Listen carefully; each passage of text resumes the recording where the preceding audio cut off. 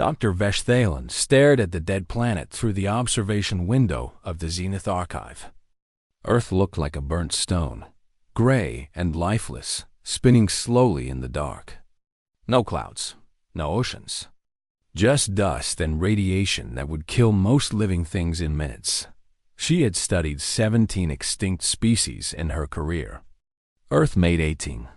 Another failed civilization, her assistant Corin said, his 4 eyes blinking in sequence. They barely made it off their own world before the end. Veshthalan said nothing.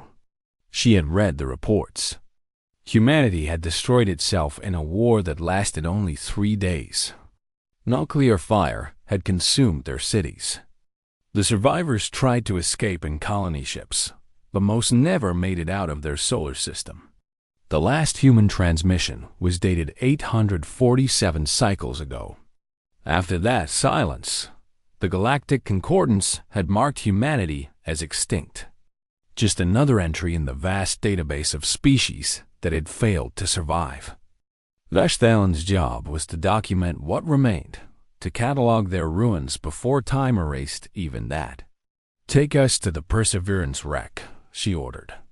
"I want to examine the colony ship's data cores before we leave this system." The Zenith Archive moved through space, passing the broken remains of Earth's moon. Someone had tried to mine it once. The equipment still floated there, abandoned and cold. They found the Perseverance 3 days later. Drifting near the orbit of Mars, the colony ship was massive, designed to carry 10,000 humans to a new world. It had never made it. Something had gone wrong with the engines. The ship had torn itself apart, scattering debris across millions of kilometers. Veshthalan's team suited up and crossed to the wreck. Inside, they found frozen bodies still strapped into their seats. Families, children, all dead for centuries. Preserved in the vacuum of space, though she tried not to look at their faces. The data cores were in the ship's bridge. Most were destroyed, but Veshthalan managed to recover 3 that still held information. She brought them back to the archive and spent 2 weeks decrypting the files. Most of it was routine. Ship logs, supply inventories, messages between crew members. But on the 3rd core, she found something strange. A distress beacon, not an old one. The timestamp said it was active now, transmitting at this very moment. Veshthalan checked the signal 3 times. She ran every diagnostic she knew. The beacon was real and it was human. The encryption matched Earth's old military codes perfectly, but that was impossible. Humans were extinct. There were no colonies, no survivors. The Concordance had searched for decades after Earth died. They had found nothing but empty ships and cold bodies. She brought the data to her supervisor, Commander Thal. He looked at the screen with his large, compound eyes and made a dismissive gesture with his mandibles. "It's an echo," Thal said. "Old signals bounce through space sometimes. They hit debris, get reflected, and appear to be new. This is clearly a malfunction." "The timestamp is current," Veshthalan insisted. "And the signal is coming from outside this solar system." "Far outside? How far?" "Beyond the galactic rim. Out in the dark space between galaxies." Thal's antennae twitched with amusement. "Nothing lives out there.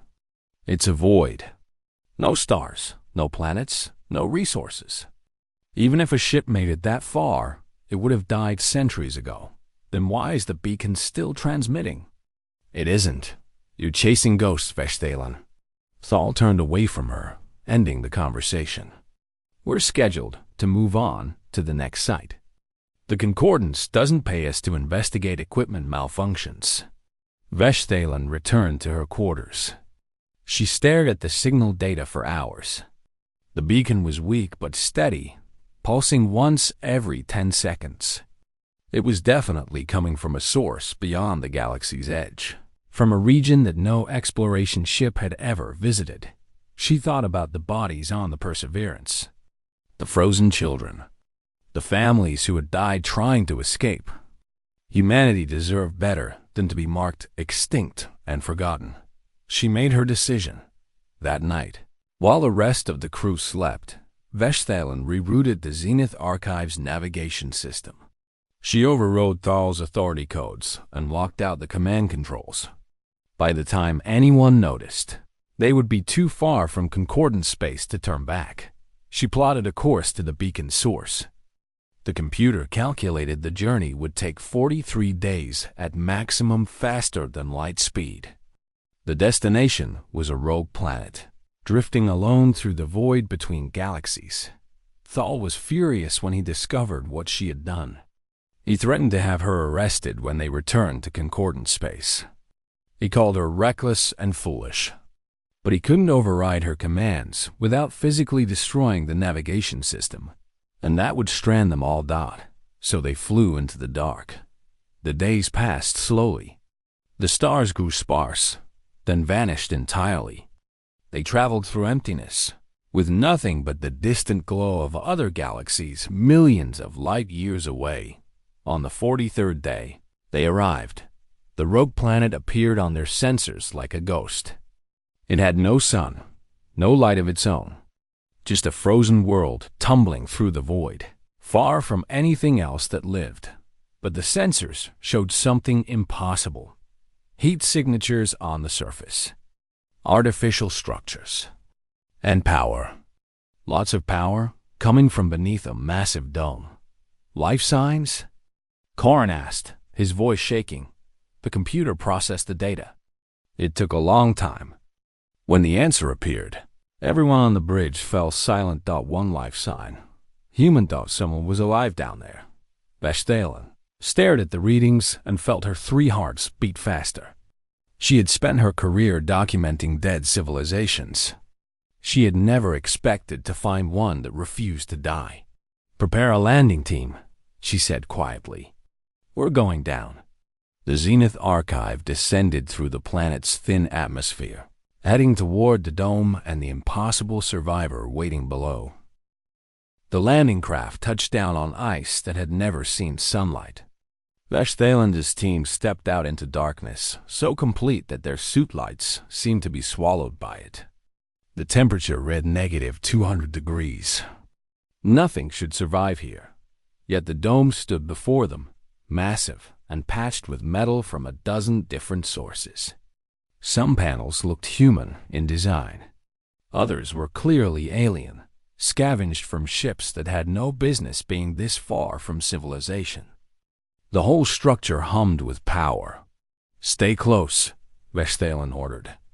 Her team of 5 moved together across the ice. Corin kept his weapon ready, though what they expected to find, none of them could say. They found an airlock built into the dome's side. It was old, covered in frost, but functional. When Veshthalin touched the control panel, it lit up with human symbols. English letters that she had learned to read during her studies of Earth thought. The panel displayed a simple message. "Welcome. Please enter." The airlock cycled open with a hiss of equalizing pressure.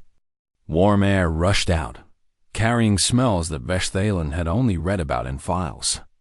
Growing things, soil, life. They stepped inside, and the airlock sealed behind them. The inner door opened, and they found themselves staring at something impossible. A garden.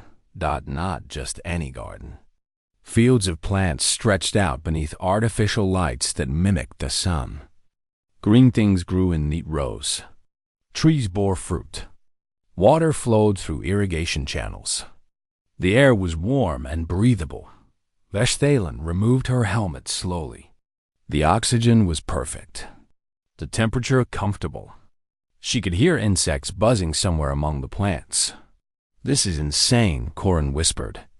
"How long has this been here?" They walked deeper into the dome. The plants were strange and beautiful. Veshthalin recognized some from her research on Earth. Tomatoes, wheat, something called an apple tree. But there were others she couldn't identify, glowing softly with bioluminescence. At the center of the garden, they found him, a human male, old beyond anything that should be possible, was kneeling in the soil. His hands worked carefully around a small plant, removing weeds with practiced movements. He wore simple clothes, patched many times. Parts of his arms were clearly cybernetic, metal and wire showing through synthetic skin. One eye glowed with a soft blue light. He didn't look up when they approached. He simply continued his work and spoke in a voice that sounded like wind through empty buildings. "You're late," the human said. "I expected visitors about 50 years ago. I was starting to think no one would ever find the beacon." Veshthalan stepped forward. "You're human. You're actually human. Last I checked." The man finished with his plant and slowly stood. His movements were stiff, like his joints hurt. Marcus Chan, former botanist of the colony ship Perseverance. Though I suppose former is wrong. I'm still a botanist. Just don't have a ship anymore. How? Corin asked. Humans are extinct. Have been for 847 cycles. Marcus smiled, but there was no happiness in it. Extinct. Yes, I suppose we are. Everyone except me.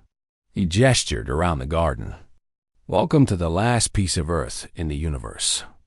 I'd offer you tea, but I ran out about 300 years ago. Veshthalan's mind raced with questions. How are you still alive?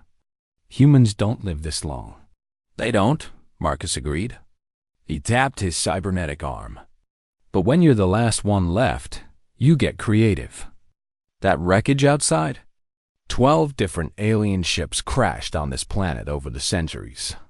I scavenged their medical technology, learned how it worked, modified it for human biology. He touched his glowing eye. This is from a Kelthoran scout ship. My heart is Raxian tech. My lungs are half synthetic. I'm more machine than man now, but I'm alive. That's what matters. But why? Veshthalan asked. Why go to such lengths? Marcus looked at her for a long moment. Then he turned and started walking through his garden. Follow me. I'll show you. They walked in silence. Marcus moved slowly between the plants, occasionally stopping to check on one or adjust an irrigation line. He clearly loved this place, had spent centuries maintaining it. The Perseverance exploded when I was in an escape pod, Marcus said finally. Engine failure. I watched everyone die. 10,000 people, gone in a flash. I drifted for 42 years before I found this planet. 42 years in a tiny pod, eating recycled food, drinking recycled water, going slowly insane. He stopped at a wall lined with glowing containers. Inside each one was a plant, carefully preserved in stasis. I had one thing with me. The seed bank. Humanity's genetic legacy. Samples from every important crop.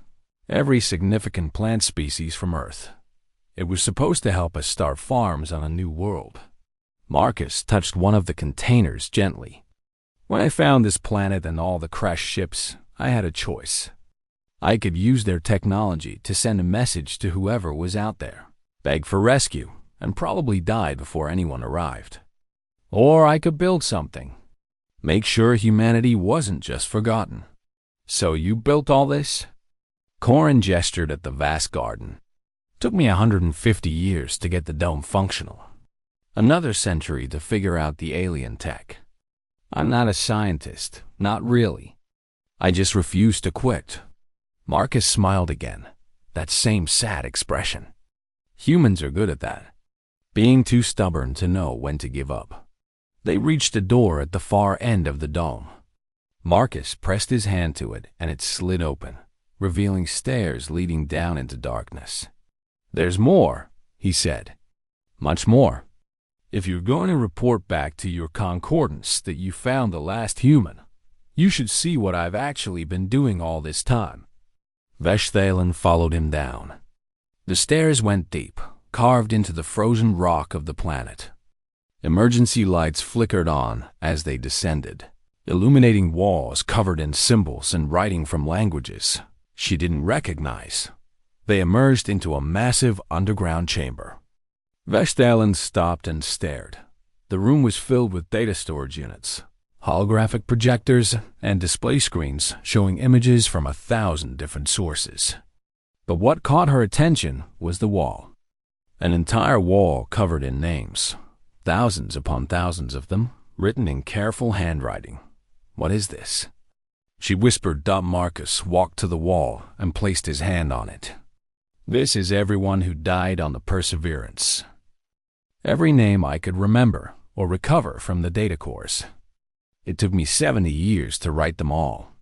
He turned to face Veshtalen. "You asked why I went to such lengths. This is why. Because someone had to remember. Even if that someone was just me." The lights in the chamber grew brighter, revealing more. Shelves filled with artifacts. Holographic recreations of human cities. Audio recordings of voices, music, laughter. Books, both physical and digital. Art, science, history. "I saved everything I could," Marcus said quietly. "Not just from Earth, from here too." He pointed to a section filled with alien artifacts. "This planet is a graveyard. Ships have been crashing here for millennia. Dozens of species, all extinct now. All forgotten by the galaxy. I documented them too. Preserved what I could of their cultures." Veshtalen felt something break inside her chest. She had spent her career cataloging dead civilizations like they were specimens in a museum. But Marcus had treated them like they mattered, like their existence meant something. "You've been alone all this time," she said. "For centuries. How did you not go mad?" Marcus looked around his archive at the evidence of countless hours of work. "I had a purpose. That's all any of us need." He met her eyes. "Now you're here. So I have a question for you, Dr. Veshtalen. What are you going to do with what you found?" Veshtalen didn't have an answer. She stood in Marcus's archive, surrounded by the preserved memories of extinct civilizations, and realized she had never questioned her work before. She documented the dead. She filed reports. She moved on to the next site. That was her job. But Marcus was asking her to do something different. Something that mattered. "I need to report this to the Concordance," she said finally. "They need to know you're here." Marcus nodded slowly. "I expected that. Will they come for me?" "I don't know. Maybe. You're the last human. That makes you scientifically valuable, like a specimen." Marcus's voice was flat. "Something to study and catalog. I didn't mean. It's fine." Marcus turned away, walking between the rows of stored data. "I've been alone for so long that even being treated as a curiosity sounds almost nice. At least it means I'm not invisible anymore." The words hurt more than Veshtalen expected. She had spent years making extinct species invisible, reducing them to data points and archive entries. She had never thought about what it meant. Over the next week, Marcus showed them everything. He taught them about the plants in his garden, explaining how he had adapted earth crops to grow under artificial light. He demonstrated the alien technology he had scavenged and modified. He played them recordings of human music, showed them holographic recreations of human cities, and read them poetry written by people who had been dust for centuries. Karn was fascinated.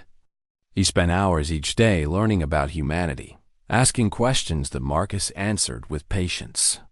The young engineer had never imagined that an extinct species could be so complex, so creative. Why did humans fight so much?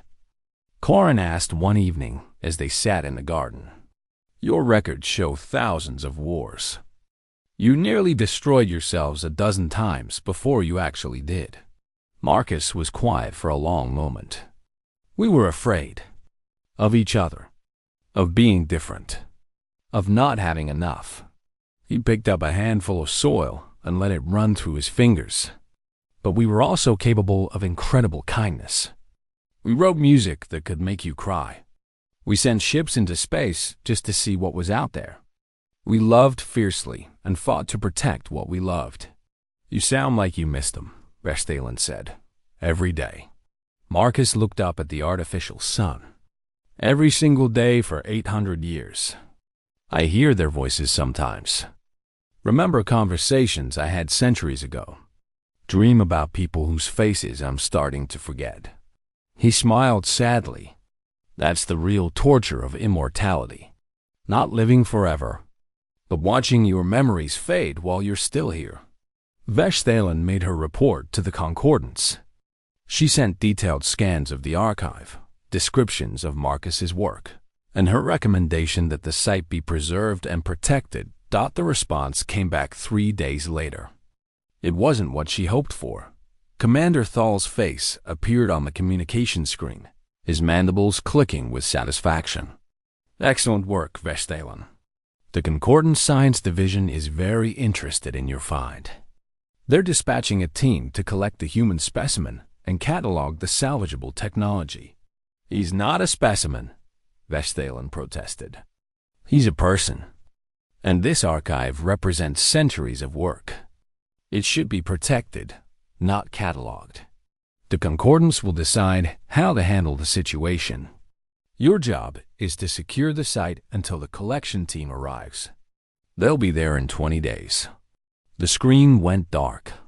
Vestalen sat alone in her quarters, staring at the blank screen. Collection team. Specimen. The words echoed in her mind. She thought about Marcus writing names on a wall for 70 years. About him spending centuries preserving the memories of people no one else remembered.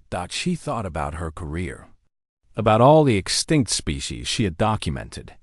About the reports she had filed that reduced entire civilizations to paragraphs in a database. She had become part of the machine that forgot. Vestalen went to find Marcus. He was in the garden, as always, working among his plants. He looked up when she approached, and she knew from his expression that he had guessed what the Concordance had said. "They're coming for me," he said. It wasn't a question. Yes, 20 days. Marcus returned to his work. I knew this would happen. I just hoped I was wrong. He was silent for a moment. Will you do something for me? What? Help me finish the archive. There's still so much I haven't documented. 20 days isn't much time, but it's something. They worked together. Vestalen and her team helped Marcus organize his collection, digitize physical artifacts, and upload everything to secured storage. Marcus told stories about every item, every recording, every piece of data. He spoke about humanity like someone describing a lost love. On the 10th day, their sensors detected another ship entering the system. But it wasn't the Concordance collection team. This ship was different, larger, armed. Vestalen pulled up the identification codes and felt her stomach drop. It was a corporate salvage vessel registered to the Rock Salvage Company. They were notorious for stripping valuable technology from archaeological sites, operating in the gray areas of Concordance law. How did they know about this place? Corin asked. Vestalen checked the communication logs and found the answer. Someone had intercepted her report to the Concordance and sold the information. Corporate salvagers paid well for leads on advanced alien technology. The salvage ship hailed them. A face appeared on screen, reptilian and cold. Captain Rox. This is a protected research site, Vestalen said firmly. You have no authority to be here. Actually, we do. Rox displayed a document. This planet is in unclaimed space. No Concordance jurisdiction. That means salvage rights apply. We're claiming all alien technology and artifacts present on the surface. There's someone living here. You can't just. One human survivor doesn't constitute a valid claim of ownership. We've given you 1 hour to evacuate.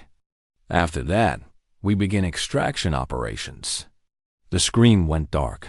Vestalen ran to find Marcus. He was in the archive, standing before the wall of names. He looked calm, almost serene. They're going to destroy everything, she said. We have to stop them. How? Marcus asked gently. I'm one old man with borrowed technology. You're a research team with no weapons. They'll take what they want and leave the rest in ruins. I won't let that happen. Why? Marcus turned to face her. You barely know me. I'm not your responsibility. Veshthalan looked at the wall of names. At the thousands of hours of work Marcus had poured into preserving memories that no one else cared about. At the garden above them, growing food that no one would ever eat. At the archive, filled with the hopes and dreams and sorrows of people who had been forgotten by the galaxy. Because you're right, she said. Someone has to remember. And if I let them destroy this place, then I'm no better than the people who forgot humanity in the first place. She pulled out her communication device and accessed the Concordance emergency channels. Then she did something she had never done before. She broke protocol. Veshthalan began broadcasting Marcus's archive directly to the Galactic Network. Not through official channels. Not with proper authorization. She simply uploaded everything. The music, the art, the stories, the holographic recreations, the voice recordings of humans laughing and singing and arguing about things that didn't matter anymore. She sent it everywhere. To news networks, to educational institutions, to entertainment feeds and social platforms. To anyone who would receive it. What are you doing? Marcus asked. Making sure you're not forgotten, Veshthalan said. Making sure the galaxy knows what they're about to lose. Within hours, the archive went viral. Billions of beings across the Concordance downloaded the files, watched the videos, listened to the music. They saw Marcus's wall of names. They heard his story. They learned about the human who had refused to die alone in the dark. The response was immediate and overwhelming. Messages flooded in from across the galaxy. People demanding that the archive be protected. Scientists wanting to study humanity's preserved culture. Artists inspired by what they saw. Children asking questions about the extinct species that had created such beautiful things. The Concordance couldn't ignore it. Neither could Rox salvage. Captain Rox hailed them again, and this time he looked angry. Do you know what you've done? We had salvage rights. You had rights to abandon technology, Veshthalan said calmly. This site is no longer abandoned. It's now classified as a cultural heritage location under Concordance Preservation Law. Article 47, Section 9. I filed the proper documentation. It was a technicality, a loophole she had discovered in her years of studying dead civilizations. And it was working. Rox's ship left the system within 6 hours.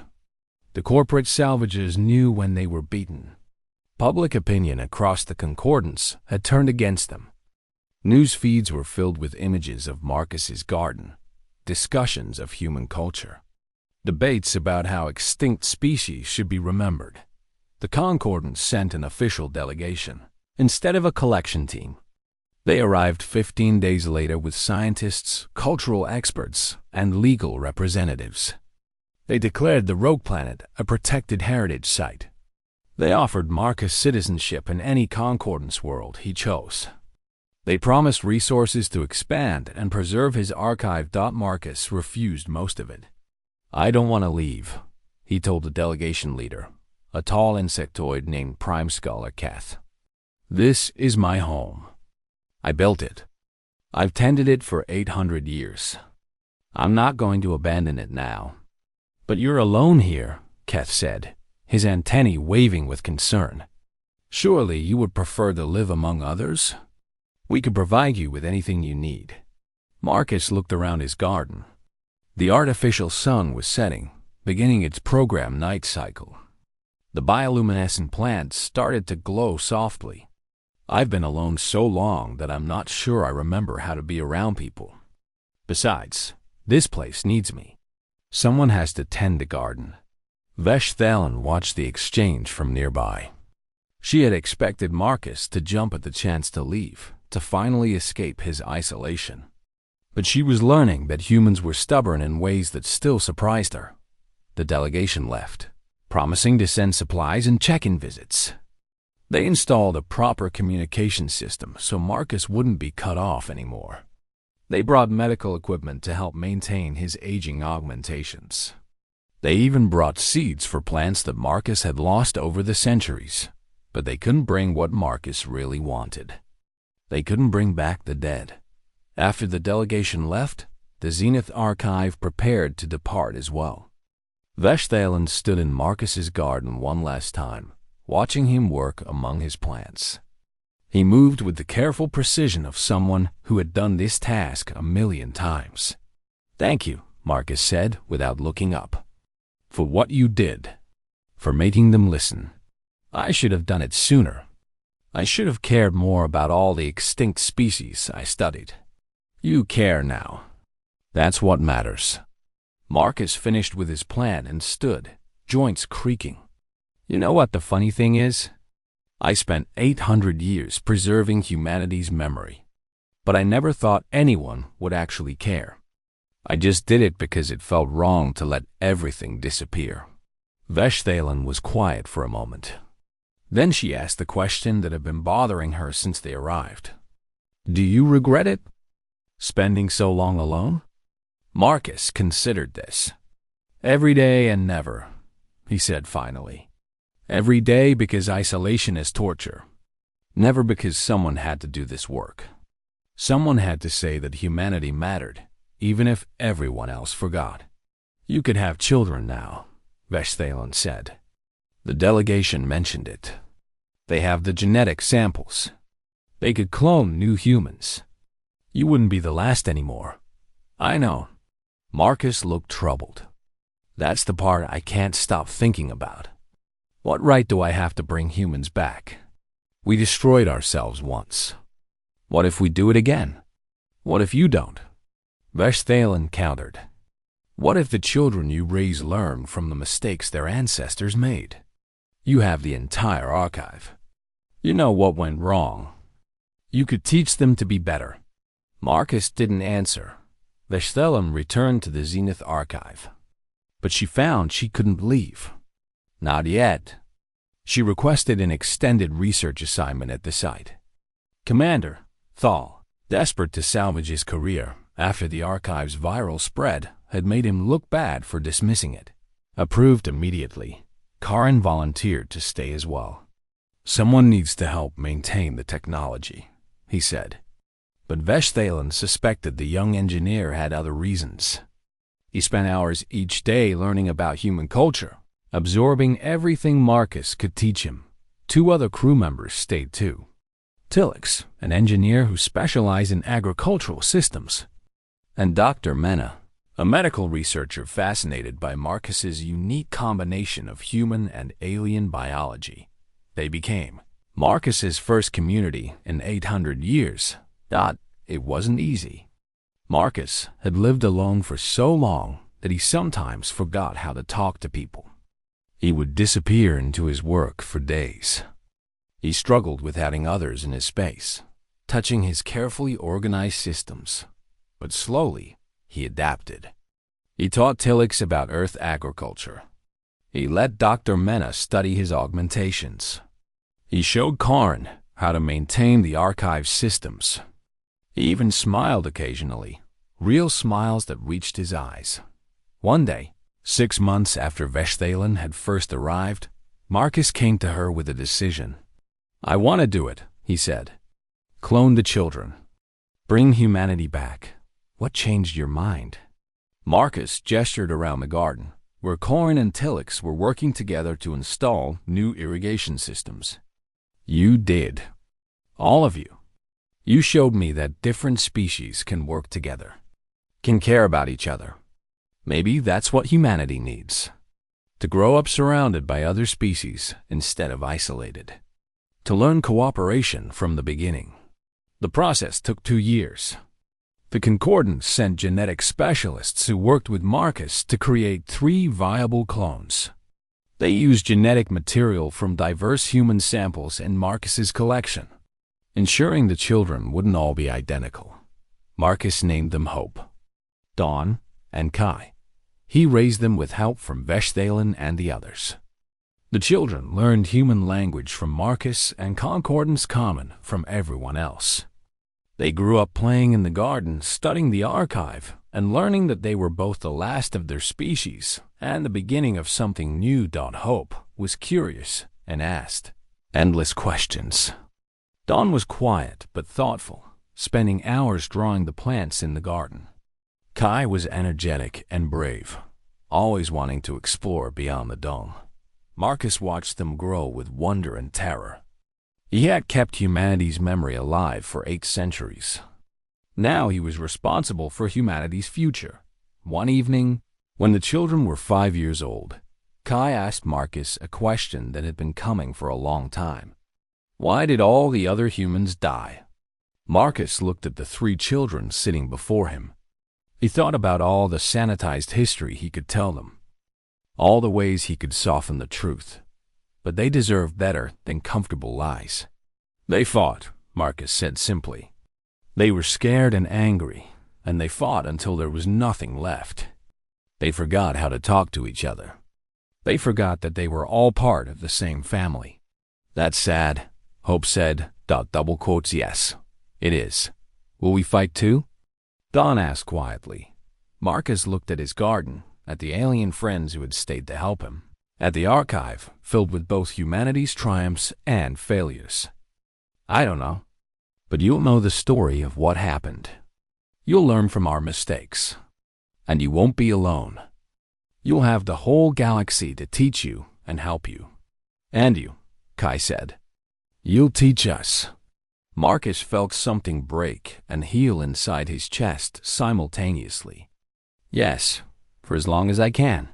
Years passed. The children grew. More humans were cloned, carefully spaced so Marcus and the community could handle raising them. A small human population began to form on the rogue planet. Though they were as much galactic citizens as they were human. Marcus grew older despite all his augmentations. His body was finally reaching its limits. He knew he didn't have much time left. On what would be his last day, he took Hope, now 15 years old, to the garden. It was early morning, the artificial sun just beginning its day cycle. I want you to plant something, Marcus said, handing her a small container. Inside was a seed, carefully preserved for centuries. It's an apple seed. From Earth, I've been saving it. Why give it to me? Because you'll be here when I'm not. Someone needs to tend the garden. Marcus watched as Hope knelt in the soil and carefully pressed the seed into the earth. This is how everything begins. One seed. One choice to plant it instead of letting it die. You did that, Hope said. You planted humanity when everyone thought we were extinct. I kept the memory alive. You're making it grow again. Marcus smiled, and this time it was genuine and full of peace. That's better than I ever hoped for. Hope covered the seed with soil and watered it carefully. They sat together in silence as the sun rose over the garden, warming plants that had traveled across centuries and light years to be here. Marcus closed his eyes.